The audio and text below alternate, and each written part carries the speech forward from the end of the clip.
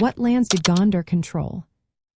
Have you ever wondered about the vast territories that Gondor once ruled in Middle-earth? This kingdom was a significant power during the late Third Age and into the Fourth Age. Its lands were diverse and stretched across the southwestern part of Middle-earth.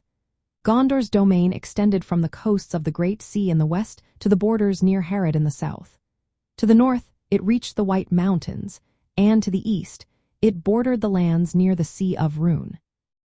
However, by the time of the War of the Ring, Gondor had lost some eastern territories. At its peak, Gondor controlled several key regions.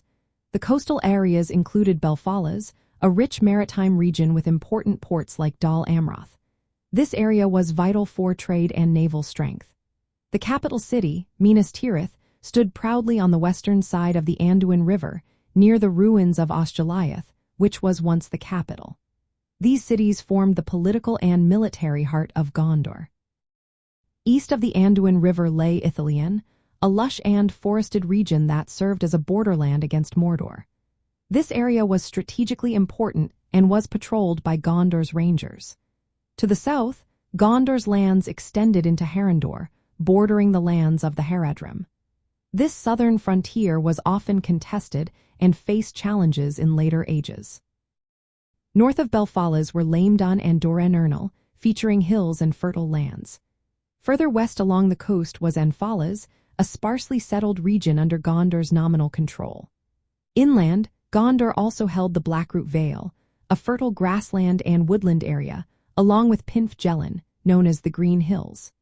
These areas were home to populations of Gondorian heritage and served as resource-rich lands.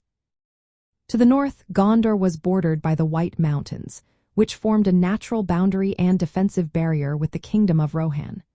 By the time of the War of the Ring, Gondor's control had diminished, especially in the east, where lands beyond the Anduin were lost or in decline.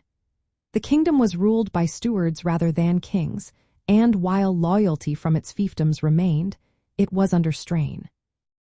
After the War of the Ring, with the crowning of Aragorn as King Elessar, Gondor's lands and influence were restored and likely expanded during the Fourth Age. However, the potential decline of Gondor suggests that maintaining control over distant or less populated regions, especially those bordering hostile lands, could be a challenge. Yet, the core regions around Minas Tirith, Belfalas, and the White Mountains remained central to Gondor's identity and power. Thus, Gondor controlled a vast realm, including coastal lands, fertile regions, strategic borderlands, and important cities, reflecting its status as a dominant kingdom of men in Middle-earth during its prime.